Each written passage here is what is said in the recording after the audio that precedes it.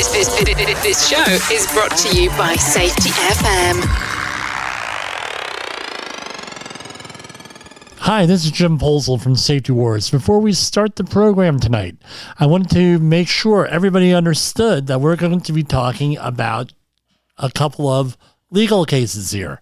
I'm going to mention some stuff up front. Everyone is innocent till proven guilty. Because there are OSHA citations issued, proposed citations, that does not mean those are the final result. Things get negotiated down, things get vacated, things get litigated. Everyone is innocent till proven guilty. We are working off of available public records, newspaper accounts, OSHA press releases, and things of that nature. And we can't make any warranty or guarantee as to what was there. If it's true, not true, what the facts are, or anything else. We're just going off of non-copyrighted OSHA information and some of my own observations and field experience, things of that nature. So, enjoy the show. Look back to hearing from you and seeing you tomorrow. From the border of liberty and prosperity and the highway to the north, this is Safety Wars. For this, Valentines Day, Tuesday, February 14th, 2023. Happy Valentine's Day, honey. I got my wife a dozen roses, and to really show her what a big spender I am, I bought her a dozen eggs. Wow, the price of eggs has come down, but last month, wow, that was the highest average cost of eggs that they had since like 1980, I was reading. Wow. This can't go on too much longer, people, but that's what I've been saying for 20 years. How's everybody doing? I was not on the air yesterday. I had some family business we had to take care of and attend to.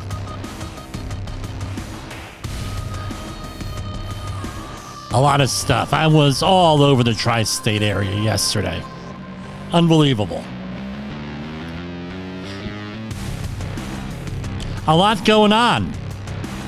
We're going to start out with some commentary on the balloon situation. I wish we were allowed to have regular music and not all this royalty-free music. So, I guess we could call this a Safety Wars exclusive. So, the balloons. What about the balloons? So, reportedly we know about the big one. A listener of ours sent in a photo of it over western North Carolina, right, the first one. And we the government shot it down over the Atlantic Ocean. Then we had a second one over the Aleutian Islands, Alaska area over the weekend. That was shot down. Then there was one up in Canada that was shot down, and another one over Lake Huron. Right, the first one was at like 70,000 feet. Was only a hazard to military aircraft, but the other ones were right in the flight path. Now, what's my exclusive here? So I'm did a little bit of research and some other stuff. What people are not saying. So as everybody here knows, we've been covering this whole thing with the power outages and the threats to our power grid over the last 4 or 5 months that we've been on the air. And it turns out that according to NBC News, who actually did a real deep dive, and I have to commend them on that, there are over 600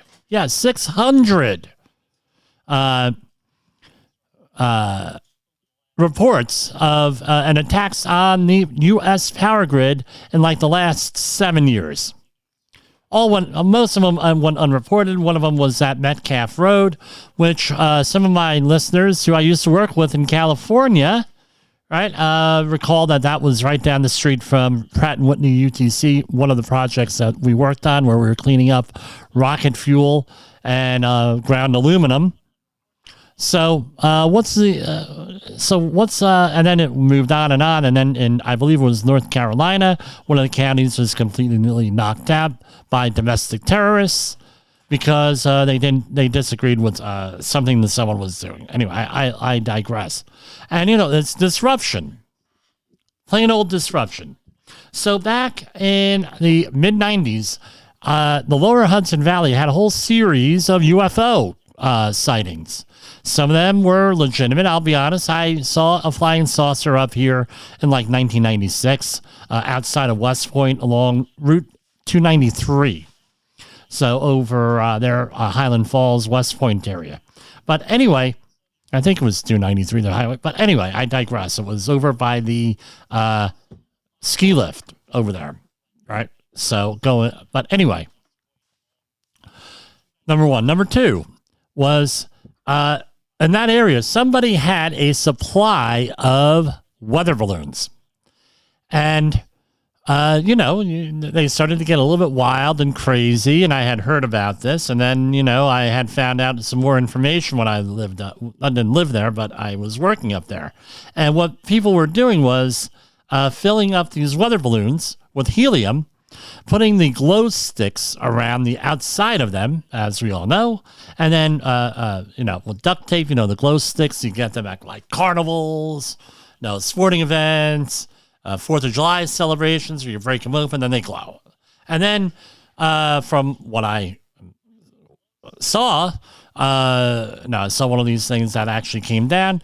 Women used to put like various articles of clothing onto the weather balloon and launch them out over the Hudson River, right? And then like a day or two later, you'd hear on the news, oh yeah, there was a UFO sighting, and you'd hear, oh yeah, there's another UFO sighting in the area, blah, blah, blah, blah, blah. So what's my point to all of this, right? All of this is this. My point is this. All of this stuff is readily available. You could go on the internet right now. I'm not releasing any national security secrets here, and I don't want to give anyone bad ideas, but apparently the one report out this afternoon that there were hundreds of these things, dozens, whatever it is, a whole number, right, of these things over that they're finding. Well, all this stuff is readily available on the internet. You could go out there and order weather balloons all over the place. And helium. Now, and right now I'm told that there's a helium shortage, or, the helium has gone up, it's a commodity and everything else. Well, guess what? Helium is very is readily available. So what's the chance of someone going and taking helium, filling up these balloons, or it could be another lighter than air gas. Hydrogen is readily available too. I believe acetylene is readily available. Propane is readily available. Right? A lot of these gases. I don't know if propane is heavier than air. I have to look that one up. But anyway, launching these things up and causing a navigational hazard to airports and planes. Pretty damn good. So you've heard it here first. So if anyone wants to go and get on the phone with their congressman and their congresswoman, senator, president even, and just say, hey, look, this is like another threat here in case you haven't thought of it, And I don't think I'm, right, now that the cat's out of the bag here with all these balloons everywhere. Anyway, I think that's maybe an issue that they need to look into, maybe restricting the purchase of weather balloons, things of that nature. Before you say, well, Jim, that doesn't make any sense. They've done it before with ammonium nitrate, if you recall, in the 90s after the Oklahoma City bombing. So I don't think that is really a big deal.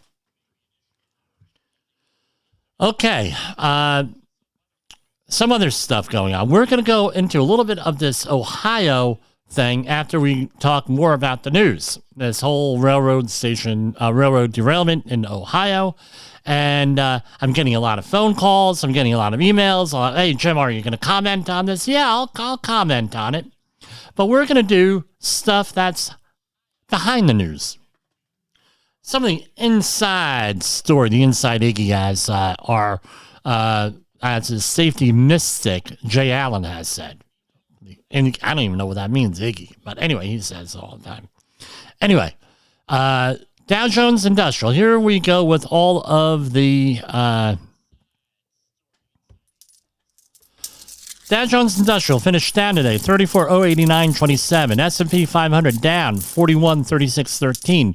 NASDAQ is up slightly, 11,960.15. Russell 2000 has dropped to 1939.91. U.S. Treasury note has dropped, is raised. U.S. Treasury note, 10-year, 3.7.2%. Bitcoin is at around 22,164. Crude oil is trading at 78.69.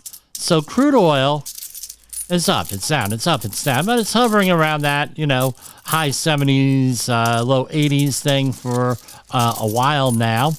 And going on with Bitcoin, right, all this stuff is in real time here, and it's 8:10 p.m. Eastern Standard Time. So,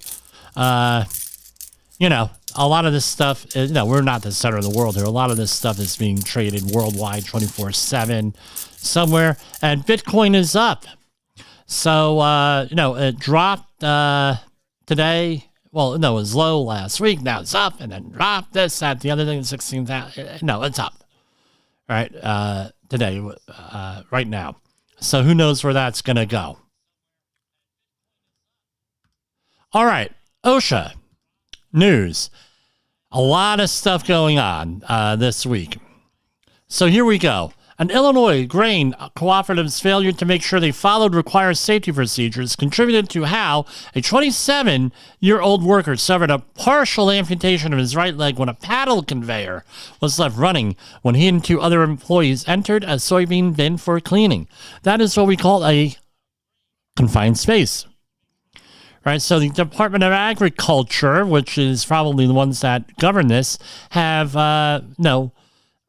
limited stuff with permit required confined spaces based on what I remember. But again, what should we have done? Probably turning off, lockout, tag out before you go in there. All right, is basically it. If this is a general industry thing, right, and labeled as that, then the general industry applications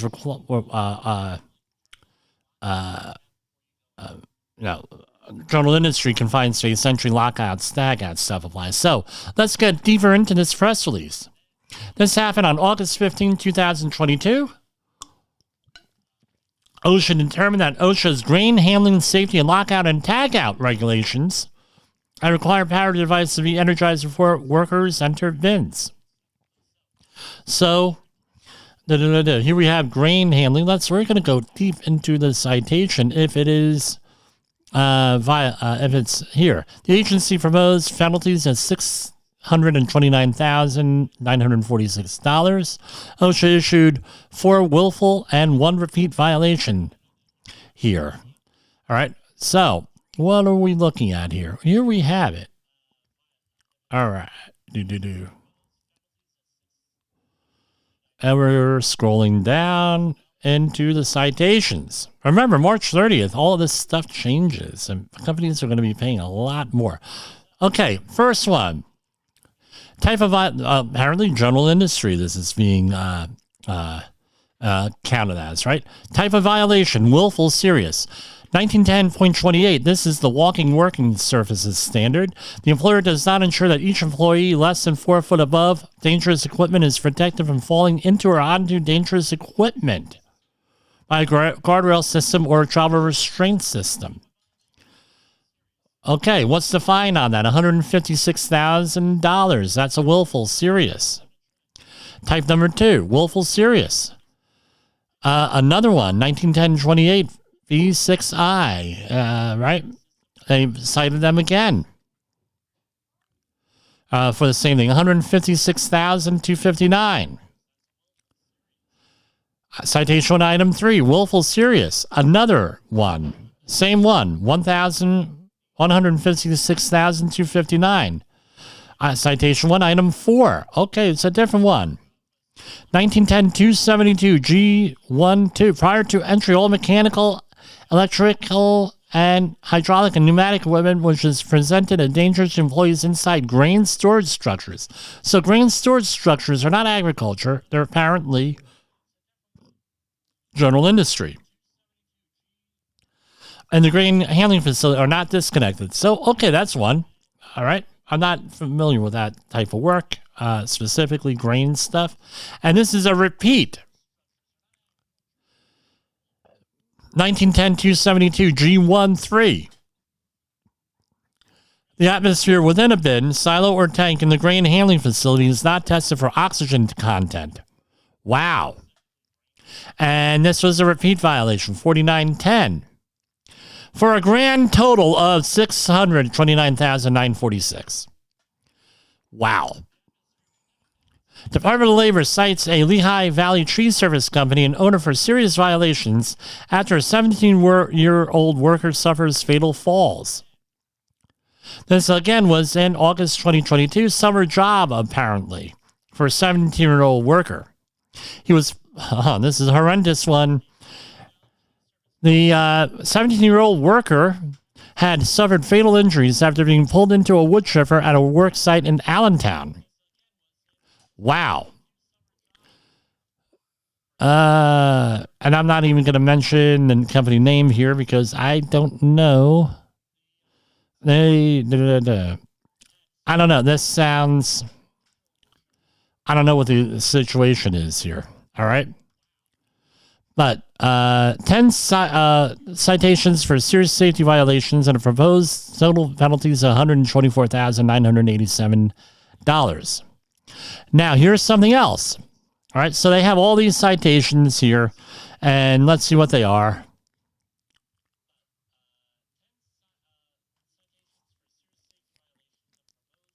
Here you have type of one side, serious is general duty clause, right?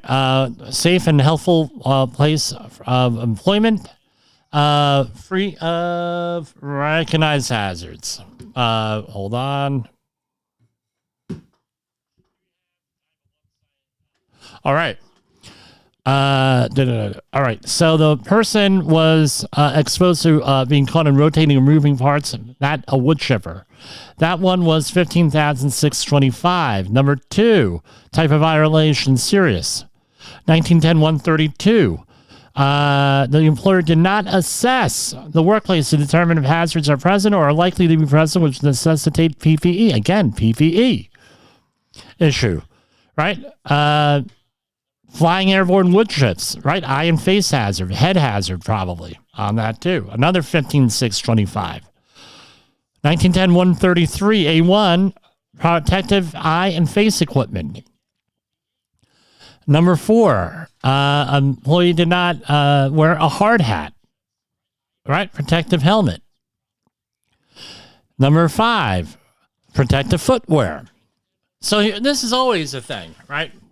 For us, safety guys, safety gals, right?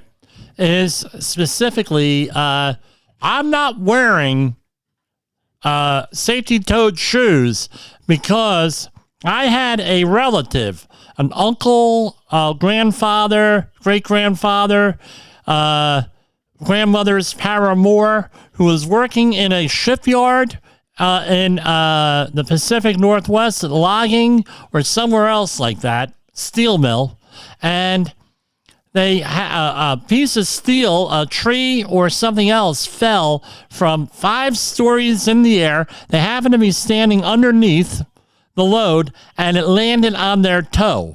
And if it weren't for those steel toes, their foot they'd still have their toes today. Really? Now, how many times do you think I hear that?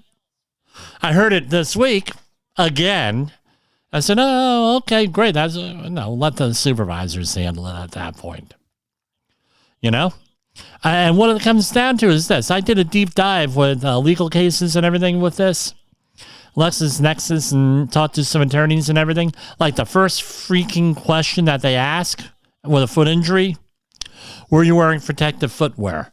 And guess what? You cannot use broken and missing limbs as leading indicators of the need for protective footwear. Can't do it. 1910-138, the employer did not select and require employees to use appropriate hand protection when employees' hands are exposed to hazards, such as those from harmful substances. Again, no hands, right? They didn't do the assessment. They didn't do any PPE or anything. Okay.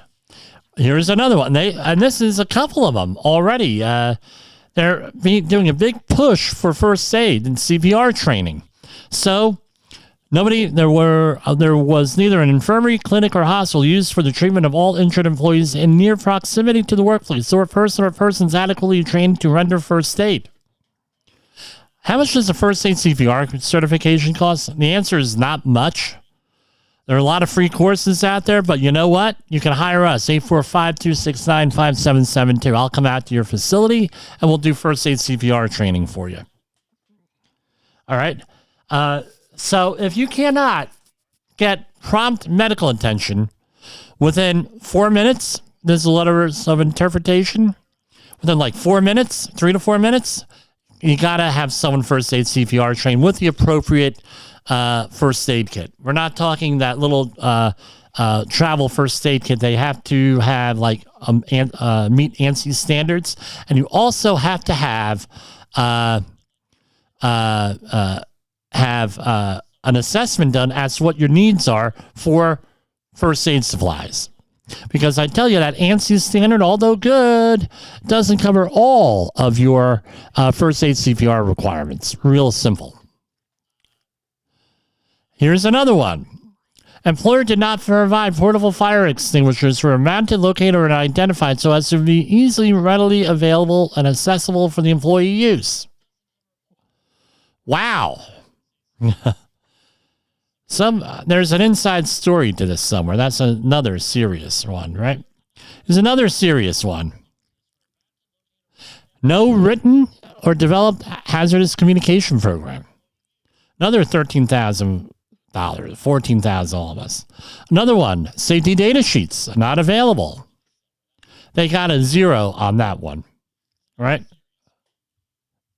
I guess they gave them a break. Number 9, C. Right. No training on hazardous chemicals in their work area. Okay, that was 0. And toilet facilities. No toilet facilities. Another one for 0 is other than serious. It's for a grand total of $136,163. Wow.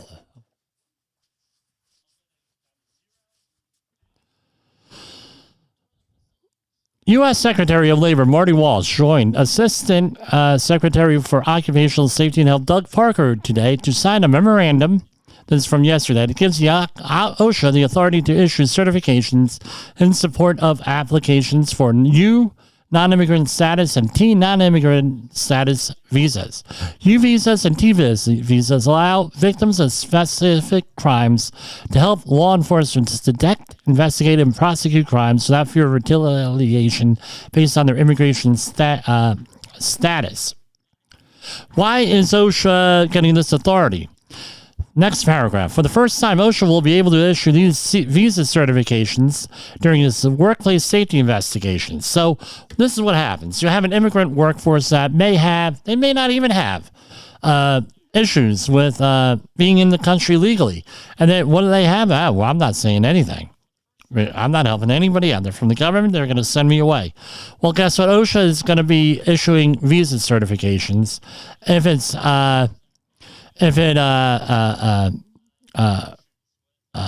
it involves what OSHA has jurisdiction in.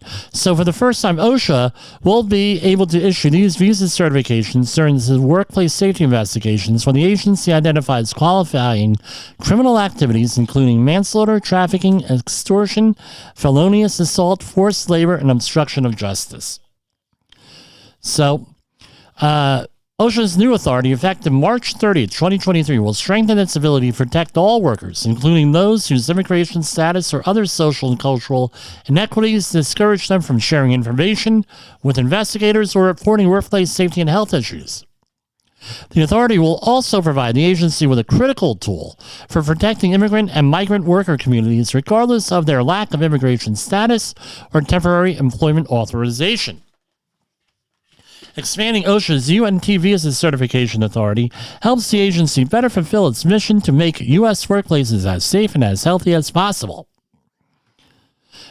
Right? And that's it. I'm not going to read out any further, but that's basically it. U.S. Department of Labor announces publication of interim final rule for handling criminal antitrust and anti-retaliation complaints.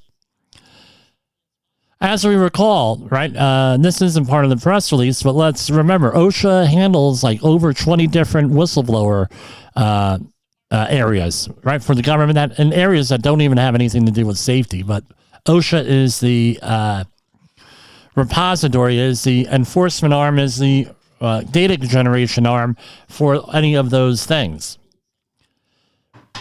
The U.S. Department of Labor's Occupational Safety and Health Administration recently published an interim final rule establishing procedures and timeframes for handling employee retaliation complaints under the Criminal Antitrust Anti-Retaliation Act, enacted December 23rd, 2020.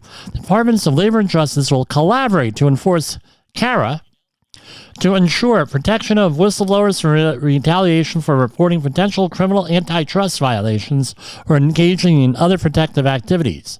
These activities include testifying, participating, or assisting in certain federal government investigations or proceedings. Protected reports include providing information to an employer or the federal government relating to price fixing, bid ranking, or market allocation schemes between competitors, or information relating to violations of other criminal laws committed in conjunction with potential violations of the criminal antitrust laws, or in conjunction with a Justice Department investigation of potential violations of those laws. Okay, great. And for the last one, U.S. Department of Labor announces plan to withdraw a proposal to reconsider revoke Arizona State's OSHA plan's final approval. The U.S. Department of Labor today announced that its Occupational Safety and Health Administration will withdraw its proposal to reconsider and revoke final approval of Arizona's state plan for occupational safety and health, and by doing so will leave the state's plan in place. So, last year, Arizona's OSHA, however it's managed there, they were going to remove the permission to have their own OSHA, right? So under the OSHA and the EPA, and I imagine it's some other agencies, you're allowed to have your own state plan. Like California has it, like 37 states have it in one form or another. Some states like New Jersey only have it for like public employees. The same thing with New York State. And there's all varying degrees. So Arizona was accused of failure to adopt maximum penalty levels, certain standards, and national emphasis programs, but more importantly, COVID-19. They dropped the ball on that. They got threatened and everything else. And they fixed their plan by July 5th, right? Apparently, and they went through reviews and everything else, so OSHA decided to review it. We have one thing from EPA. EPA announces initial program design of Greenhouse Gas Reduction Fund. Inflation Reduction Act program puts public and private capital to work in communities combating climate change, creating economic prosperity and for all. Today, this is February 14th, today the U.S. EPA announced initial guidance on the design of the Greenhouse Gas Reduction Fund program created by President Biden's Inflation Reduction Act.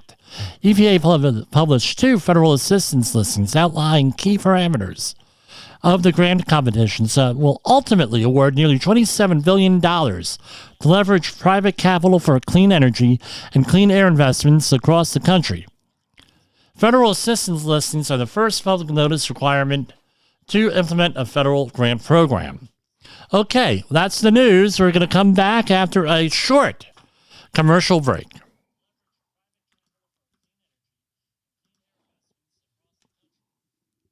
Oh, hold on, everybody. In the professional safety community, communication and planning are just a few keys to your program's success. The question many practitioners have is, where do I start? Dr. Jay Allen, the creator of the Safety FM platform and host of the Rated R Safety Show, has built a global foundation to help you along the way. Go to safetyfm.com and listen to some of the industry's best and most involved professionals, including Blaine Hoffman with the Safety Pro, Sam Goodman with the Hop Nerd, Sheldon Primus with the Safety Consultant, Jim Pozell with Safety Wars, Emily Elrod with Unapologetically Bold, and many others. As individuals, we can do great things, but as a team, we become amazing. Dial into safetyfm.com today and surround yourself with a powerful force of knowledge and support. Is your safety training old, stale, and hackneyed? Is your safety trainer still preaching a warped version of behavior-based safety? How about safety training that actually addresses your hazards in your workplaces and is not standardized baloney from 25 years ago? Contact the Safety Wars team at safetywars.com or call Jim Posel at 845-269-5772. Remember, if you're receiving this message, you are the solution to unsafe workplaces. Okay, yes, you are the solution, and you're also the solution to protecting yourself and your family. So there's been a lot of talk, and I wanted to talk about this yesterday, but as we said, we had stuff going on with the family. I could not make it there. Could not do it. Impossible. Right? And with that, so let's talk about this. All right. So here we have... And, just to let you know, we had major work done this weekend, my wife and I and kids, on our studio here. So I'm coming to you from a different computer setup here. Thank God it worked. We'll try it again tomorrow. So just FYI, next week we are going to be broadcasting remotely. There's a good chance I will not be on the air the majority of next week. I am making my way to Florida next week, and I will be on February 24th. We will be at the International Conference on Climate Change. I'm broadcasting and interviewing people there. If everything goes well, we have it arranged and everything else. It's a go. We're doing this remotely. Right now, I'm working just between audits and everything else. I'm actually turning work back right now. We're between this program and everything else, we're doing like everybody else a 14-hour day here. So I'm going to be taking a couple of days off, meeting with some people, and we'll be back on Friday and everything. Hopefully, but that may not happen. So we'll see what happens. Next week. So, anyway, this train, in Ohio. Now, I'm going to start this out with a disclaimer. I am not involved with this whole situation. Personally, I'm not consulting on it or anything like that. I'm going off of publicly available data. I have not gotten any analytical data or anything like that to comment on this stuff, but we're going to be talking about things. So how do the question on all of this? How do I fit in basically a 3-day class, or if you want to go more than that, 40-hour Haswalker class in a half an hour? Not going to happen. But I'm going to tell you some inside stuff and some other stuff here, so you can probably get a bigger idea and everything else on what's going on here. So, when was this? February 3rd in East Palestine, Ohio.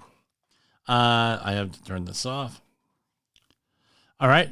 East Palestine, Ohio, there was a train derailment of something like 10 cars, they're saying, and they were loaded up with a lot of stuff. So if you look on the rail cars, there's a diamond on the side of it. All right. And that diamond has a UN number on it. And it has a certain UN number on it. And you look that up into a guide and it'll tell you exactly what's in there. And also, these rail cars have to have a manifest or something else along those lines on that, detailing what's on the rail car. So I find it hard to believe that nobody knew what was on here because it's on the UN symbols on the side of the cars.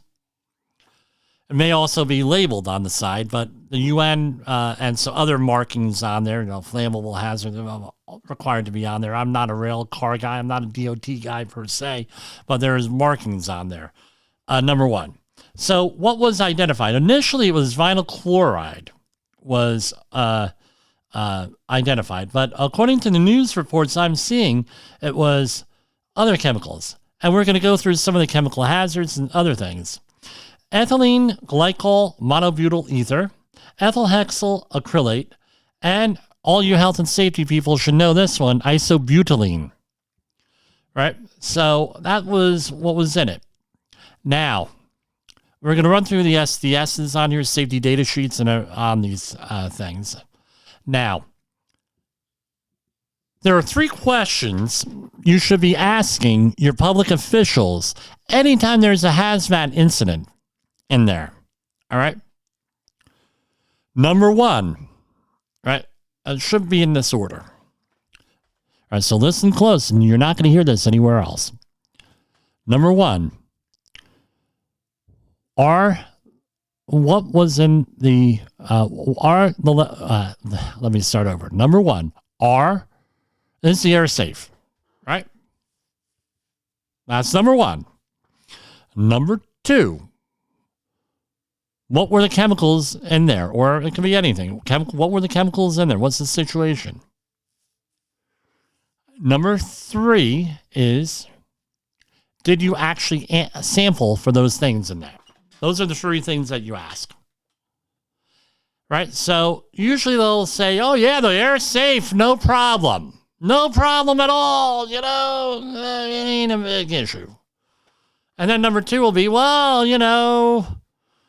we got this, we got this, we got this, we got this. And then it's, okay. What are the, number 3, let's make this number 3. Well, no, what are the safe levels for that? Number 4, did you actually sample for those? What's your basis? Do they actually? So 4 things. Let's start out. I fouled it up a little bit. Of course, live radio. Number 1, is it safe? Number 2, right? What were the chemicals? Number 3, what are you basing that assessment on? Right?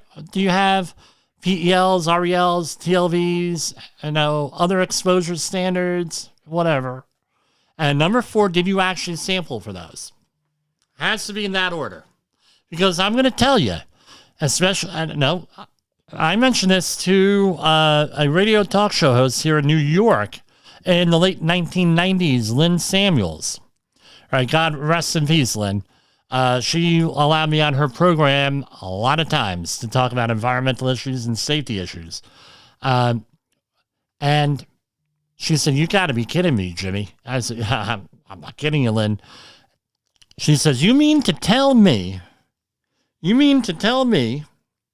that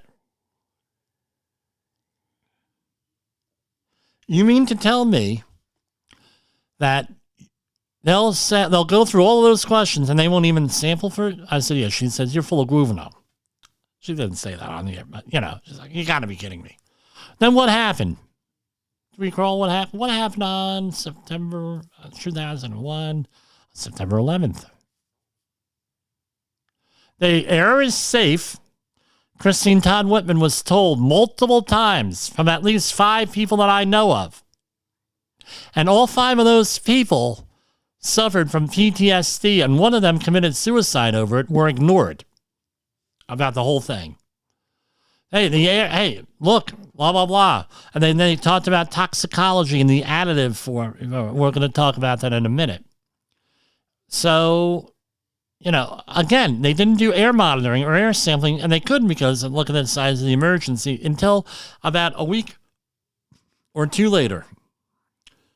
So, again, they didn't have the data to support whether or not the air was safe. Now, we're going to talk a little bit about toxicology here. Right? You have chemicals could impact you several different ways. There are typically 4 major ways of chemicals getting into your body. It could be through inhalation. It could be through ingestion. It could be through contact, right, through the skin. And, right, so we have inhalation, ingestion, contact, right, and it could be injection. So the typical thing that we talk about with injection is like through a needle, right, a hypodermic needle, but it could also be other things like pressure washing, high pressure, things under pressure, either air or liquid. It could be things of that, right? So those are the other one. Now, you have what are called exposure standards. And there are many different types of exposure standards, but for occupational safety and health, the exposure standards are normally the OSHA PEL, permissible exposure limit. The PEL is based on an 8-hour time-weighted average over a 30-year working lifetime, 8 hours a day, 40 hours a week. All right, which means if you go over that, you have to adjust it downward. REL is typically 10 hours. That's issued by NIOSH. So the OSHA PEL, that's what OSHA cites you for. Unless you're on a hazmat job, then they cite you on.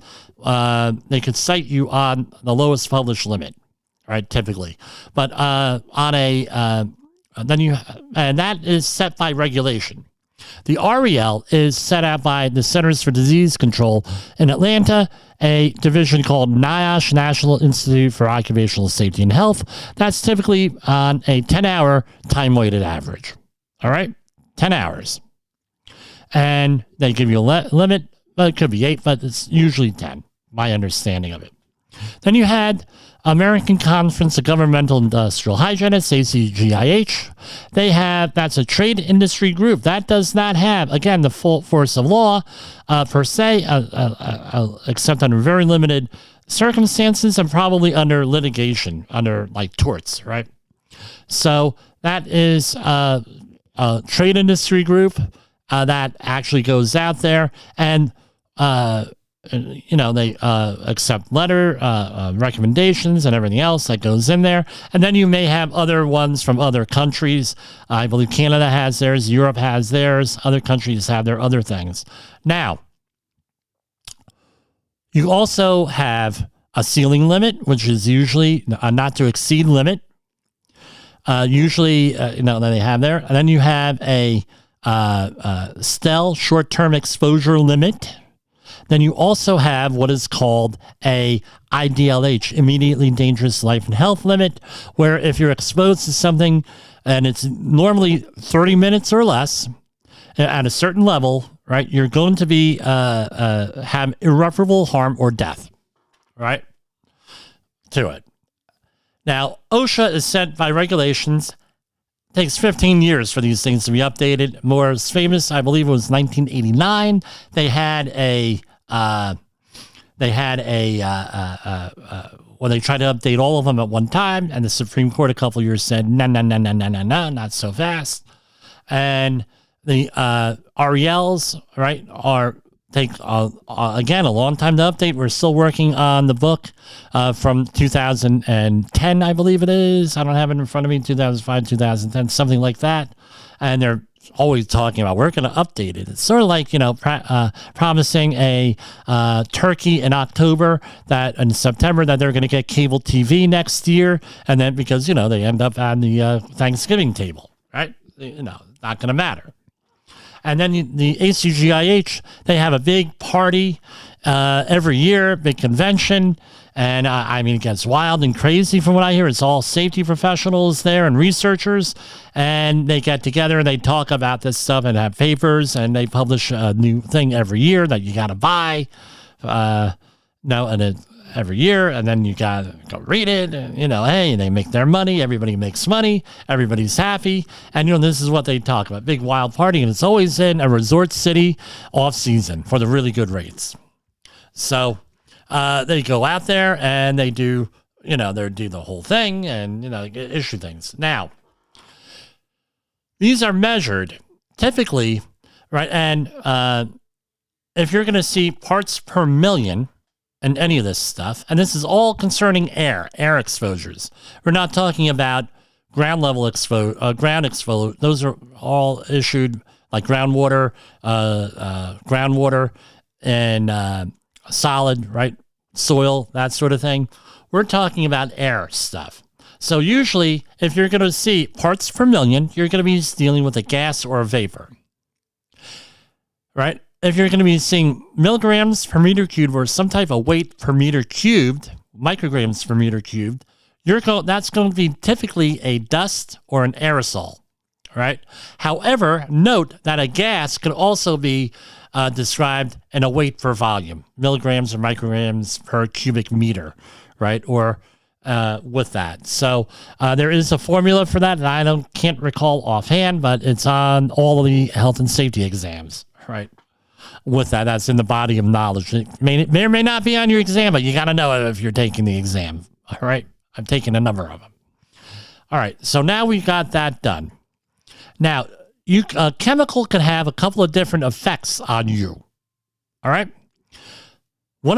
So you can have, and I'm going to use math in there, right? You can have 1 + 1 = 2. This is called an additive effect, right? So you have chemical A plus chemical B, and you get and assuming it's the same target organs, right? You're going to get both of them added together. You have more, right? It's the sum of both of them. You have those effects. You can have a canceling effect. So you have two chemicals together. It's an antagonistic effect, right? So 1 + 1 = 0, where they cancel each other out.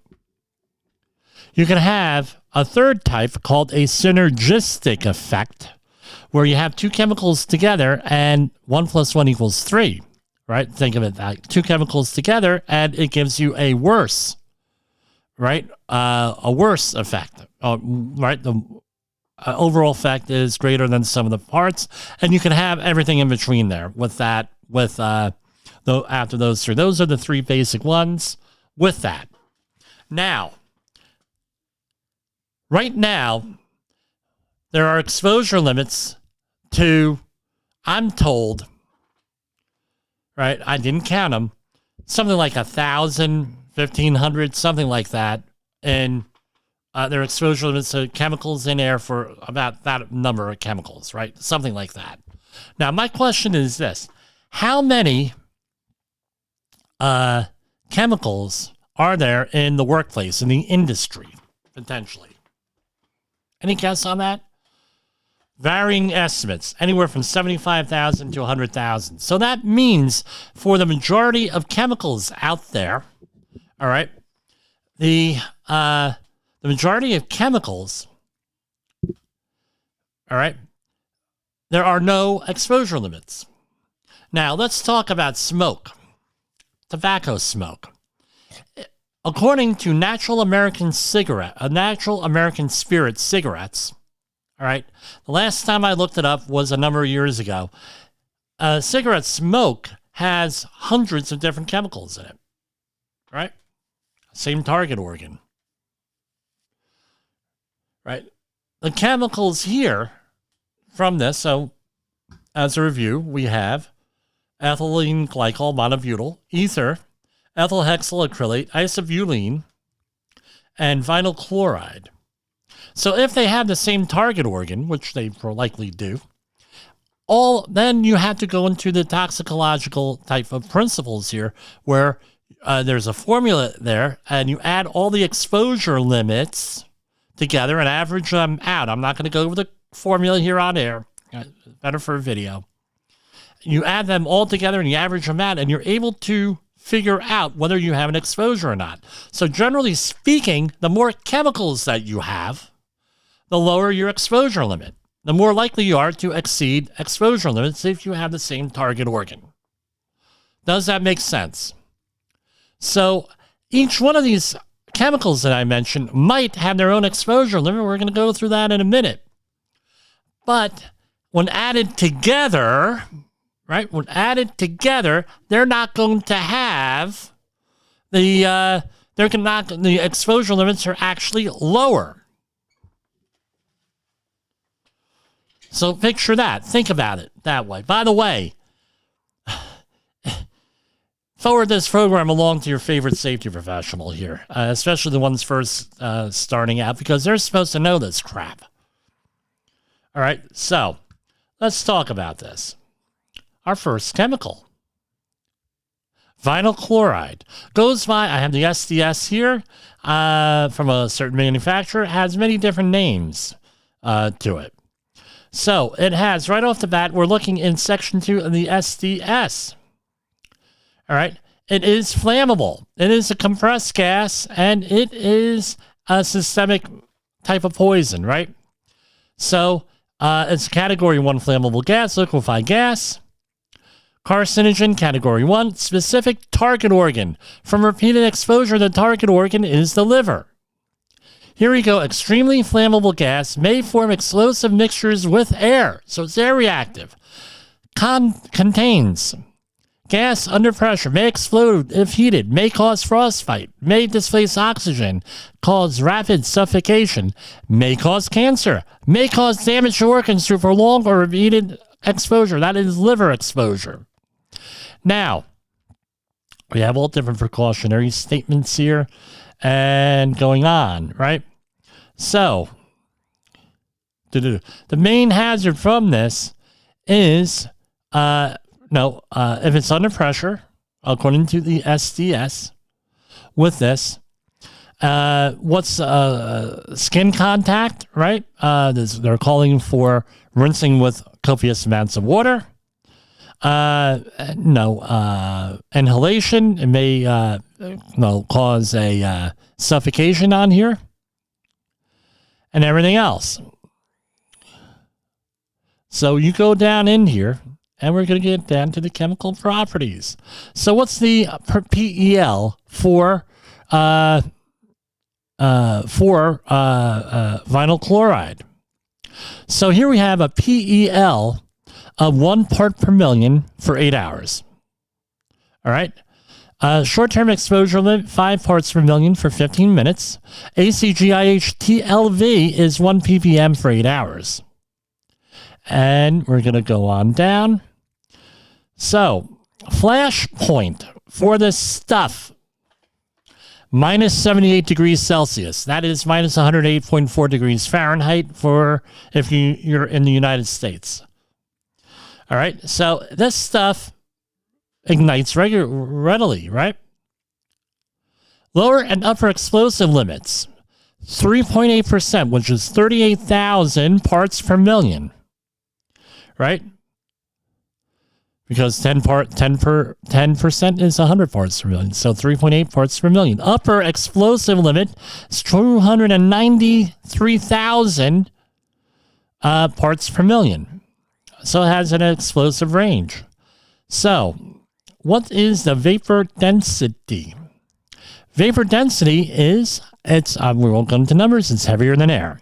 So, here we have something that is heavier than air leaking from a cart, railroad car. So now you can understand if you have this stuff going on. I don't know what the volume of this was or anything, how much. Now you can understand what the issue is. You have a heavier than air gas going down and settling. Where's it going to settle? All the low places. It's going to settle in basements. It's going to settle in any depressions in the ground, sewers, anything like that. So you can understand why we are going out and we are evacuating areas. This is a very dangerous thing. I don't have the ERG book on here, but I imagine that, hey, let's do that. Emergency Response Guide. I hate when I do this. Right?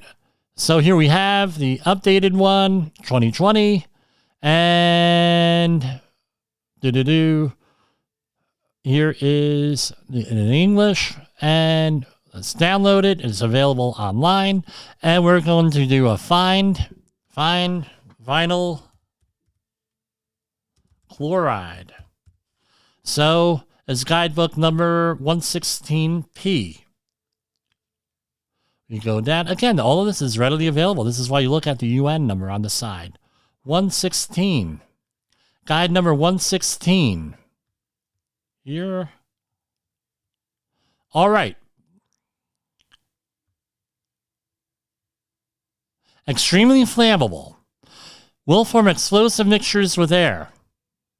Right? Those substances with a P may polymerize explosive when heated or involved in a fire. Vapors from liquefied gas are initially heavier than air and spread along the ground. Vapors may travel to a source of ignition and flashback on here. So let's find this again. Vinyl chloride. Okay, it does not have a green label, which means that it does not have an area where they're going to be requiring a, at least according to the emergency response guidebook, and we're going to verify this. We're going to go to the green pages. Does not have a, what's the word I'm looking for? An exclusion zone set up here. So let's go on down. Do we have anything? I'll double checking. Doesn't hurt to double check. An isolation distance.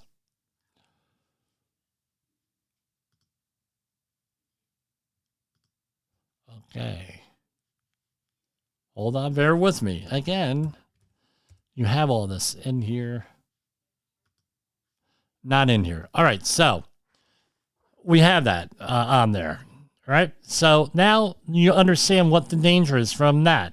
Second one is ethylene glycol monobutyl ether. It is another one, right? Vapor density, it's heavier than air. Do we have that in the emergency response guidebook? And let's see here.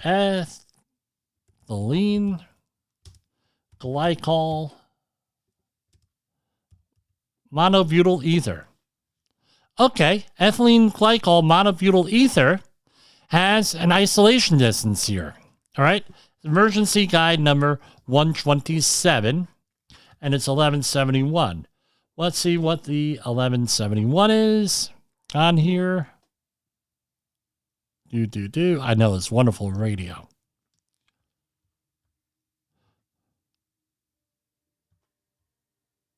$11.71 doesn't really list it, but it doesn't really list it. But anyway, again, sinker. Exposure limits, 20 ppm. TLV, no PEL, no MAK, right, which is European, 10 ppm, European Union, 20 ppm, right? Does not list a target organ here, but it does mean, here it is. It is a target organ is liver. Oh, okay, so we have vinyl chloride targeting the liver, ethylene glycol targeting the liver. Okay, let's see this one. Here we have 2-ethylhexyl acrylate. And again, target organ, respiratory system. All right, with that, does not, according to the SDS I have, does not impact the liver. But again, it has two ingredients, and only one of them has a PEL on here. And it's a vacated one by OSHA, 5 milligrams per meter cubed. That means it's an aerosol in all likelihood on here. And let's talk about isobutylene. The SDS for isobutylene. Hold on. So here we have one with isobutylene is highly flammable. So now here's the question here. We're going to wrap this up. Wrap it all up, Jim. There's a lot of criticism of the government for handling this, burning it off. There's dead animals and everything else. So look at the hazards here. I wasn't there. I'm not going to second guess the person in the field, but I'm going to tell you this. This is some seriously nasty guvno here to deal with. And I probably, based on the available press information, I'd probably be handling it the same way. So, again, we need to keep an eye on this and watch this. And don't forget those 4 questions that I mentioned. And that's it for Safety Wars for February 14th. Happy Valentine's Day. We will see you tomorrow. The views and opinions expressed on this podcast are those of the host and its guest and do not necessarily reflect the official policy or position of the company. Examples of analysis discussed within this podcast are only examples. They should not be utilized in the real world as the only solution available, as they are based only on very limited and dated open source information. Assumptions made within this analysis are not reflective of the position of the company. No part of this podcast may be reproduced, stored in a retrieval system, or transmitted in any form or by any means, mechanical, electronic, recording, or otherwise, without prior written permission of the creator of the podcast, Jay Allen.